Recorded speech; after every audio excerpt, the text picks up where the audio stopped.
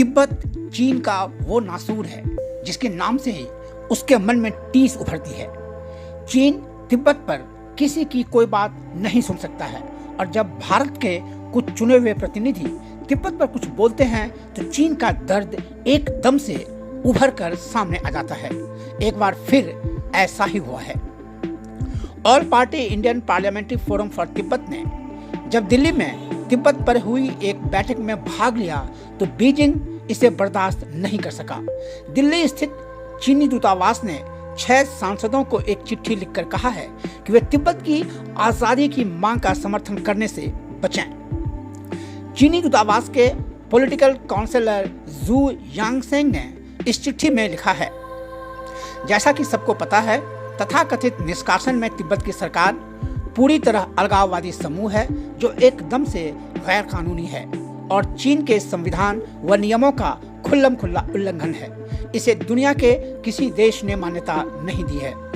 ये थे जू यांगशेंग के शब्द। दिल्ली के एक होटल में all party Indian parliamentary forum for Tibet की इस बैठक में अलग अलग राजनीतिक दलों के लोग थे और बैठक पूरी तरह गैर राजनीतिक थी।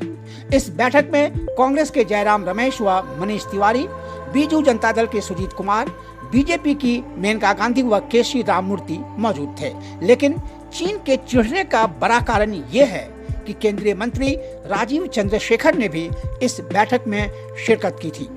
इस फोरम की स्थापना 1971 से पहले ही हुई थी और अटल बिहारी वाजपेयी, जॉर्ज फर्नांडिस व मोहम्मद करीम छागला जैसे लोग इससे जुड़े हुए थे। बीजेडी के सांसद सुजीत कुमार ने कहा, मुझे चीन की प्रतिक्रिया पर कोई ताज्जुब नहीं हो रहा है। ये पहली बार नहीं है कि उन्होंने मुझे चिट्ठी लिखी है। वे मुझे इसके पहले 4-5 बार लिख चुके हैं। इसके पहले मैंने कोविड महामारी और गलवान के मुद्दे पर कुछ कहा था तो उन्होंने मुझे चिट्ठी लिखी थी। ये थे सुजीत कुमार के शब्द। सुजीत कुमार ने यह भी कहा है कि तिब्बत में सांस्कृतिक नरसंहार चल रहा है और दुनिया ने तिब्बत के लोगों के साथ न्याय नहीं किया है। कुमार ने कहा कि चीन को कोई हक नहीं है कि उन्हें चिट्ठी लिखे। यदि उसे कहना ही है तो वह भारत के विदेश मंत्रालय से कहे। कांग्रेस सांसद जयराम रमेश ने भी चीनी दूतावास की चिट्ठी पर तीखी प्रतिक्रिया दी है। उन्होंने कहा, मैं 3 कारणों से तिब्बत पर हुए इस कार्यक्रम में गया। बुद्ध के प्रति मुझ में बहुत लगाव है। दूसरे, दलाई लामा के प्रति मेरे मन में बहुत सम्मान है।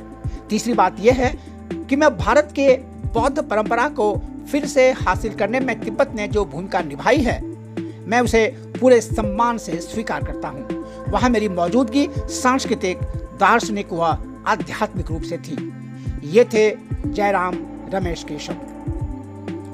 दरअसल चीन का दर्द ये है कि तिब्बत के लोग अभी भी खुद को चीनी नहीं मानते और चीनी मूल के लाखों लोग भारत में रह रहे हैं और इंतजार कर रहे हैं उस दिन का जब वे अपने स्वतंत्र तिब्बत में घर लौट सकें। चीन को तिब्बत का अपना एक स्वायत्त क्षेत्र मानता है। तिब्बतियों के धर्मगुरु दलाई लामा चीन के हमले के बाद अपने अनुयायियों के साथ मार्च 1959 में ही भारत आ गए। भारत उन्हें तिब्बतियों का धर्मगुरु मानता है, लेकिन भारत में ही चीन का निष्कासन में संसद और निष्कासन में सरकार है जो चीन को बेहद नापसंद है।